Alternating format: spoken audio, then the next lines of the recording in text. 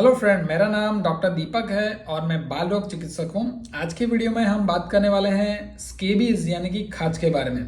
अब स्केबीज या खाज एक स्किन का संक्रमण है जिसमें मरीज को बहुत ज़्यादा खुजली होती है, खास करके रात के टाइम। अब ये किन लोगों को ज़्यादा होने का खतरा रहता है?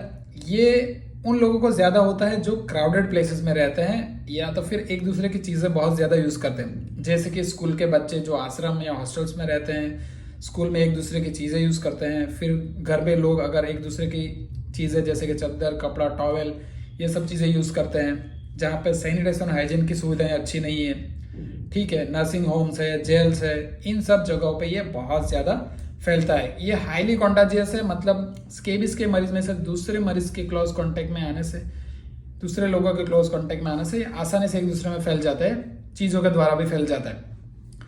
अब इसमें लक्षण क्या है? इसमें जो कीड़ा रहता है सार्कोप्टेस स्केबिस, वो स्किन की परतों के नीचे बिल बनाता है। उन बिल में वो अपने अंडे रखता है, वहां पे अपना मल मूत्र छोड़ता है।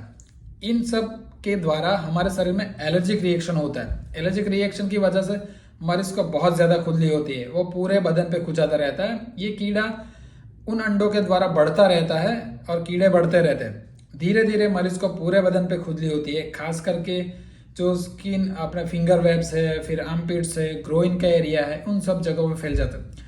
जो छोटे बच्चे रहते हैं उनमें ये सिर पे, फेस पे, पाम और सोल दोनों जगह ये फैल जाता है।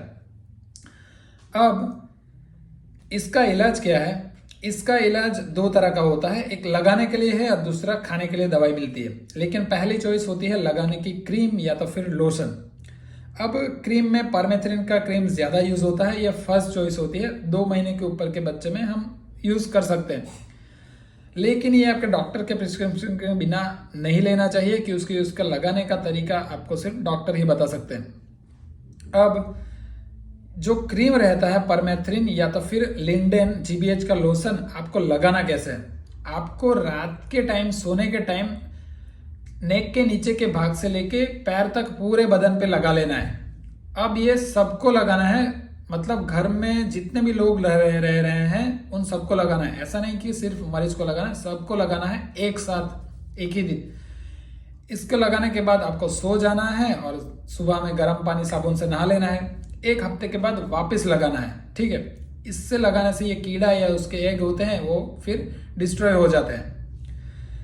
घर के सारे मेंबर को ट्रीटमेंट एक साथ करने से ये कीड़े एक साथ मर जाएंगे। फिर दूसरा आपको ध्यान रखना है कि आपकी घर की भी जो भी चीज़ें हैं, जैसे कि आपका चादर, कपड़ा, टॉवेल, ये सबको गर्म पानी डिटर्जेंट में धो डालना है और सनलाइट में सुखाना है।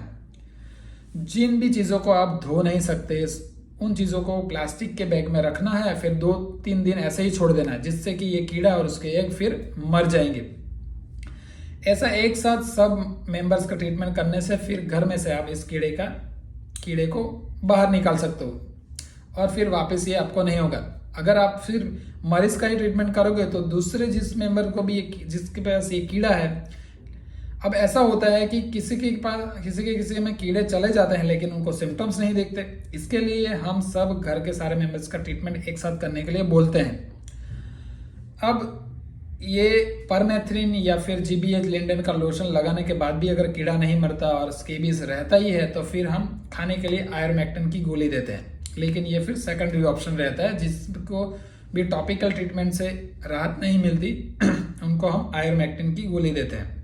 ठीक है, इसका प्रिवेंट कैसे कर सकते हो? इसको प्रिवेंट करने का तरीका एकदम सिंपल है।